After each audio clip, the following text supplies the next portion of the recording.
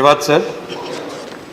14 मान्यवर सांसदों ने बहुत ही अच्छा डिबेट किया और बहुत अच्छे सुझाव आए। अगर इन सुझावों को हम 7 या 8 कैटेगरीज में बांटें तो मुख्य मुद्दे जो कि गतिशक्ति विश्वविद्यालय और इस पर्टिकुलर बिल से रिलेटेड है उनको मैं एड्रेस करना चाहूँगा। कई मुद्दे रेलवे से रिलेटेड थे, कई मुद्दे एजुकेशन की दूसरी सवाल जो दूसरे प्रश्न उठते हैं उन वैसे विषय थे। उन विषयों को शायद किसी और फोरम में एड्रेस किया जाए। माननीय सभापति जी,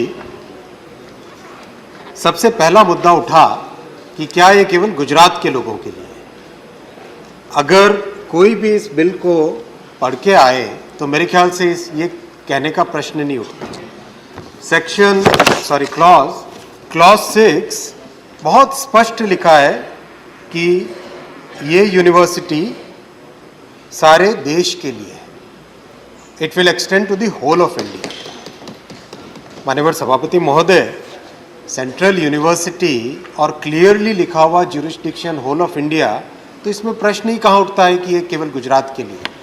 गुजरात में नेशनल जो रेलवे का ट्रेनिंग इंस्टीट्यूट है वो इस्टेब्लिश्ड है और ये यूनिवर्सिटी सारे ट्रांसपोर्ट सेक्टर को कवर करती है। रेलवे उसमें एक बहुत बड़ा महत्वपूर्ण रोल अदा करता है। रेलवे, हाईवे, पोर्ट्स, एविएशन और विशेषकर मेट्रो, जो अर्बन के बारे में बात की वंदना जी ने, अर्बन ट्रांसपोर्टेशन और इन सब को लेके इस यूनिवर्सिटी को डेवलप किया जाएगा। इसमें देश के सभी बच्चे एडमिशन ले सकते हैं, लेंगे एडमिशन और बहुत अच्छे तरीके से देश के कई सारे जगह में इसके कैंपसेस भी बनाए जाएंगे। तो कई मान्यवर सांसदों ने जो कहा कि हमारे इस राज्य में कैंपस बने, उस राज्य में कैंपस बने, बहुत ही सोच समझ के इस यूनिवर्सिटी को रेलवे मंत्रालय में रखा गया। मान्यवर सभापति महोदय, इसका कारण है कि रेलवे के बहुत सारे सेंट्रल ट्रेनिंग इंस्टीट्यूट्स हैं और रीजनल ट्रेनिंग इंस्टीट्यूट्स हैं।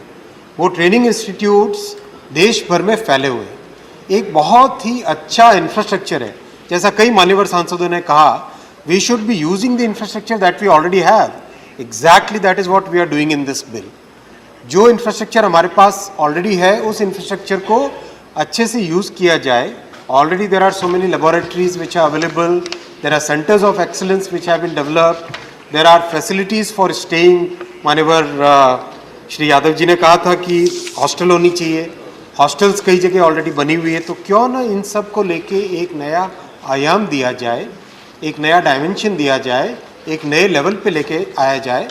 उस पर बहुत सोच के इस गतिशक्ति विश्वविद्यालय की कल्पना की गई। दूसरा प्रश्न उठा कि मल्टी डिसिप्लिनरी यूनिवर्सिटी क्यों नहीं हो, ट्रांसपोर्टेशन फोकस्ड क्यों।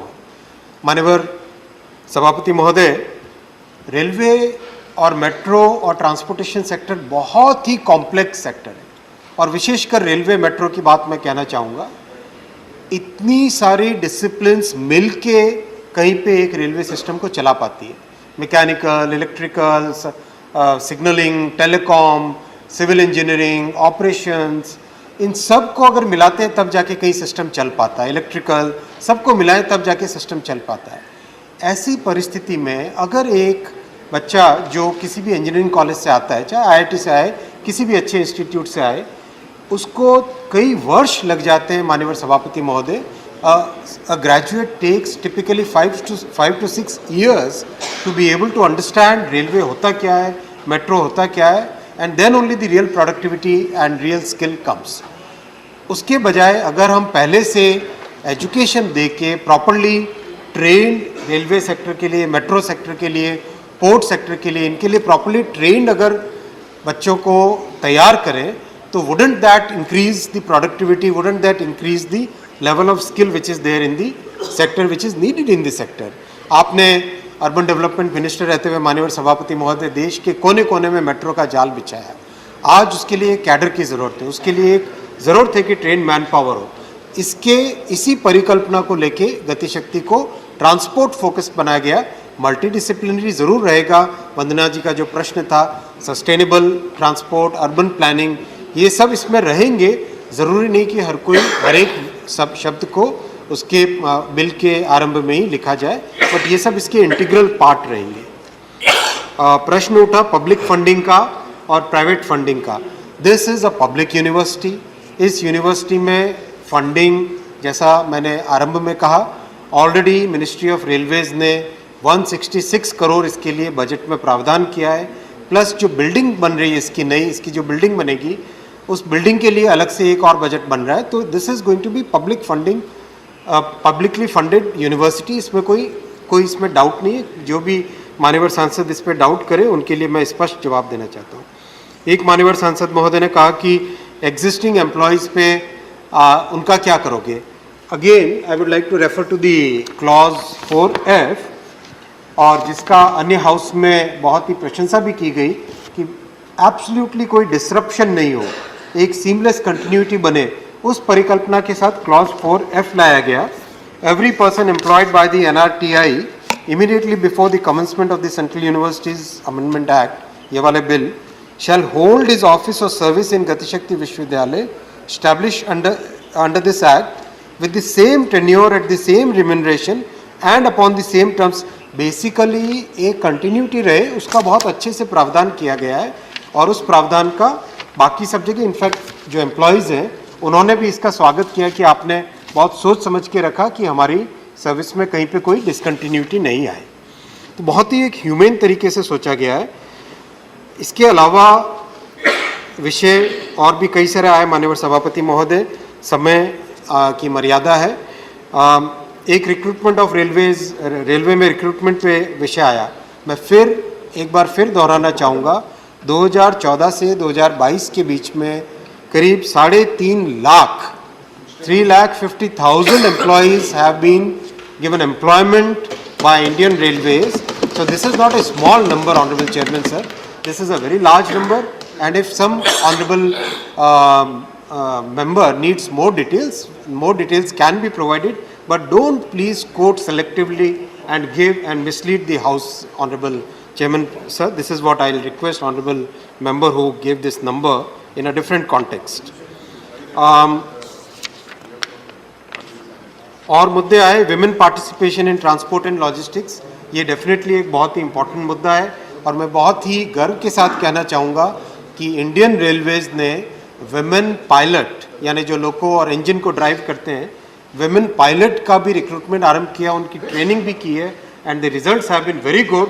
This is a very good example of women's empowerment in a very difficult and very complex sector, honourable chairman sir. बहुत सारे और विषय, अर्बन प्लानिंग का मैंने एड्रेस किया, लैंग्वेज का, this will definitely have, this university will definitely have global standards of education. अगर दुनिया के हम इससे को रिलेटेड इंस्टीट्यूट्स देखें तो MIT of US is probably the best in the world. किस तरह से उन्होंने ट्रांसपोर्टेशन फोकस्ड कोर्सेज लेके they have created a cadre of people who are today serving all over the world as the best professionals in the transportation sector. We already have tied up with them. We will be tying up with many other institutes in the world, and the education standard will be global standard. The thought process will be that the students who come out of this university not only serve the transportation sector of India, but also they should be capable and be prepared for serving the transportation sector all over the world, and they should become the biggest brain power, because Honorable Chairman sir, ऐसी complexity और इस तरह का complex network बहुत कम देशों में होता है जिसमें स्टूडेंट्स अपने स्किल्स को होन कर सके, अपने स्किल्स को और डेवलप कर सके। तो हम लोग सौभाग्यशाली हैं कि भारत में इतना कॉम्प्लेक्स नेटवर्क और इतना एक ऐसा नेटवर्क अवेलेबल है जहाँ पे स्टूडेंट्स अपने प्रैक्टिकल थ्योरी के अलावा प्रैक्टिकल नॉलेज भी ले सकें, और इन सब प्रैक्टिकल नॉलेज को लेके दुनिया भर में भारत का परचम फहराए। भारत को जो विश्व गुरु का दर्जा देना है वो उस राह पे चले, और भारत की जो हमारी टेक्निकल कैपेबिलिटीज़ है उसको आगे लेके जाए।